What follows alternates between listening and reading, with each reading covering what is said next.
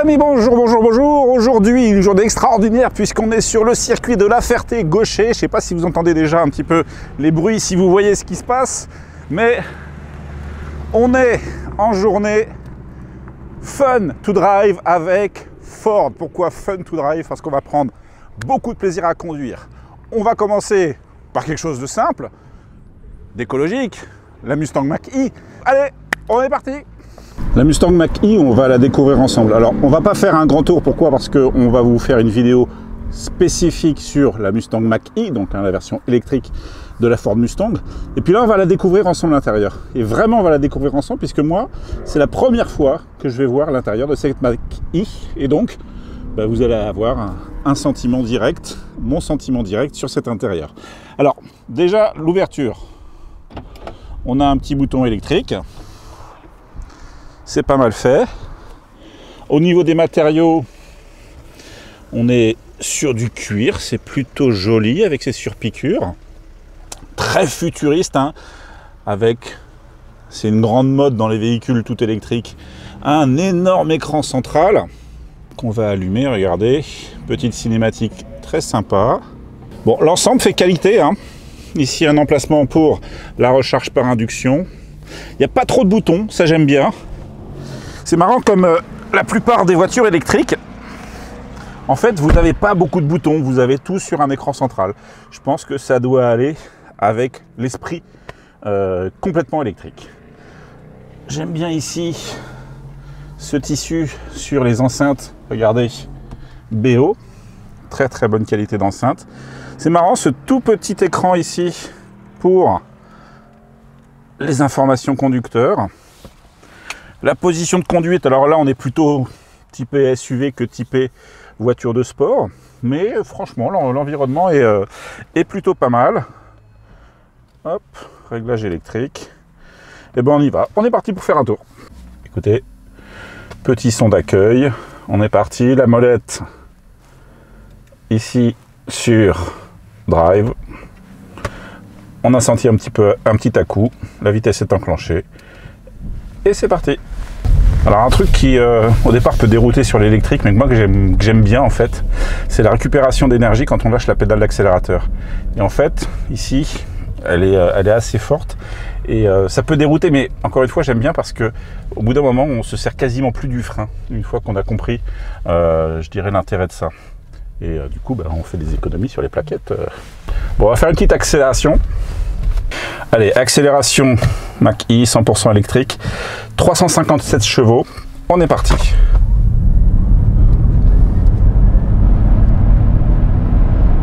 Et 100 km/h. C'est pas d'une violence extrême comme sur certaines voitures électriques qu'on a pu essayer, mais c'est ultra efficace quand même. Et encore une fois, pour un véhicule plutôt familial SUV, moi je pense que c'est largement suffisant. On n'a pas besoin de coller les enfants au fond du siège. Je vous parlais de cet écran.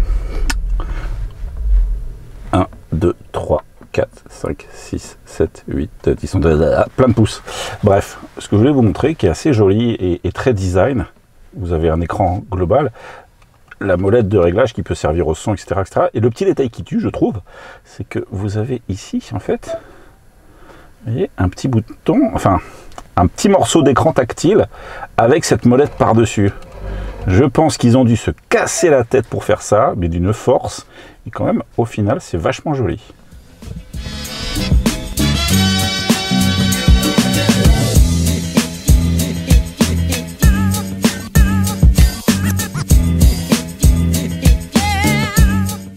Le petit point design de cette Mach-E. Alors déjà, on voit l'appartenance à la race du Mustang, hein, parce que déjà sur la calandre, eh bien, on a quoi? On a le cheval au galop, le poney, le Mustang. Le design des feux également reprend le design de sa sœur Mustang, et le bosselage sur le capot va nous permettre vraiment de visuellement voir l'appartenance à la catégorie Mustang. Mais bien sûr, ça reste un SUV, donc on a quand même une garde au sol plus élevée. On a des jantes de 19 pouces et vous remarquerez la hauteur des pneus qui permet d'aborder la jungle urbaine et notamment les trottoirs en toute sérénité sans avoir peur d'abîmer ces jolies jantes. La ligne de toit à l'arrière, elle est plutôt fuyante. C'est dans l'esprit des SUV coupés. D'ailleurs, l'absence de poignée de porte accentue, je dirais, cet esprit de SUV coupé. Vous remarquerez sur cette version gris clair, on voit bien des détails en noir laqué qui permettent vraiment de faire ressortir le côté SUV. Et à l'arrière, évidemment, les feux qui sont vraiment là de la famille Mustang, les 3 feux séparés avec, encore une fois ici, le logo Mustang au milieu du pavillon. On est sur une version 4 roues motrices, donc avec une répartition électronique de la motricité, mais une préférence pour la partie arrière, encore une fois pour rester dans la famille propulsion des Mustangs. Petit focus design, focus Ford. Ok, elle est super mauvaise. Bref, petit point de détail sur le design. Regardez, ça c'est la poignée de porte. En fait, au départ, je croyais que c'était une caméra, caméra pour voir l'arrière de la voiture. Pas du tout, c'est la poignée de porte parce que pour ouvrir la portière, en fait, on appuie là, hop, et après on tire ici. Avec, vous voyez, une ouverture quasiment électrique. Et puis à l'arrière, c'est un peu plus assisté parce que là, il n'y a pas la poignée. D'accord? Donc on va appuyer là. Et vous voyez, après, on va saisir la porte ici. Il faut juste espérer que ça ne tombe pas en panne. On va en profiter pour s'installer à l'arrière. Et voir que, bon, grand gabarit, attention, on baisse la tête. Après, on continue sur les grands gabarits.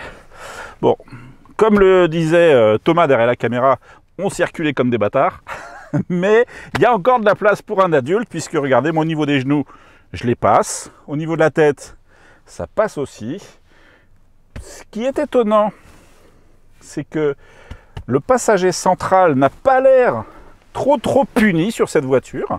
Alors, la banquette est dure, hein, mais ça peut le faire. Donc en fait, c'est une vraie 5 places. On peut partir en vacances en famille. Ciao, ciao! Ton avis, toi qui roules en électrique, hein, tu roules en 208 électrique. J'ai une 208 électrique au boulot, ouais.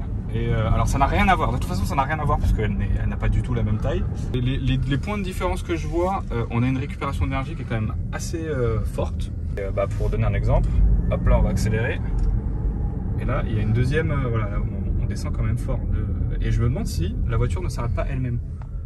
Ouais, c'est vraiment l'intérêt de ça, c'est de changer son... Et tu vois, la voiture s'arrête elle-même. Ouais. Ça change vraiment les habitudes de conduite en fait. Hein, j'ai pas du tout touché au frein. Et tu vois, autant en 208, la voiture elle ralentit mais elle ne s'arrête pas. Moi, que là, vraiment, s'arrête. Moi, je pense que c'est vraiment un choix du constructeur parce qu'il y a des conducteurs qui vont pas aimer justement cette décélération forte. C'est une chose, c'est une habitude à prendre, mais surtout économiquement parlant, tu n'utilises plus les freins en fait. Ouais, c'est ça. C'est vraiment une autre habitude de conduite. Et moi, je trouve que quand on s'habitue à ces décélérations, on conduit de manière aussi un peu plus posée, on anticipe plus, on vit mieux la route, je trouve. De toute façon, une électrique, on va pas conduire énervé parce qu'on a, bon là on a quand même des grosses batteries, on a 473 km d'autonomie, ce qui n'est pas le cas de toutes les voitures électriques.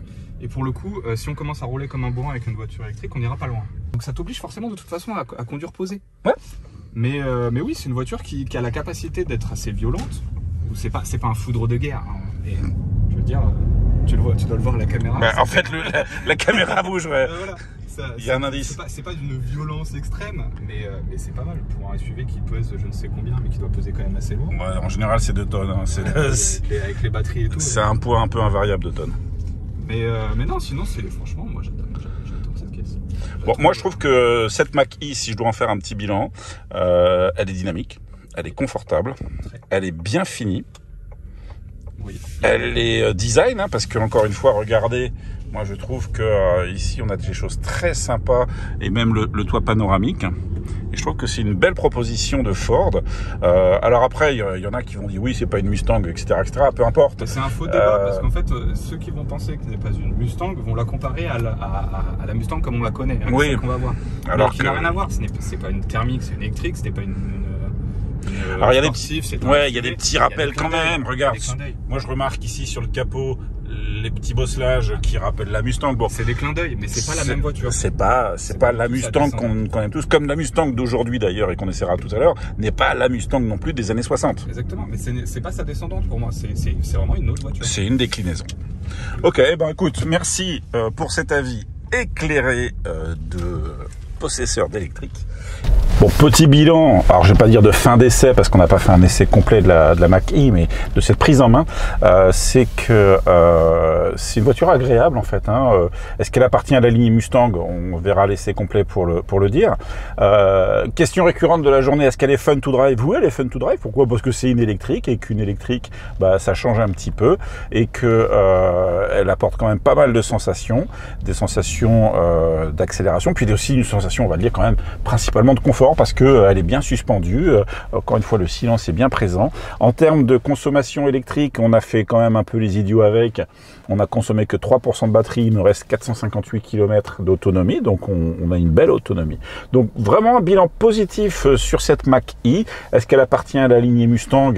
C'est un autre débat, je vous laisse d'ailleurs nous l'écrire peut-être en commentaire, mais bilan globalement positif pour cette Mach-E et on continue la journée. Fun to drive, have fun!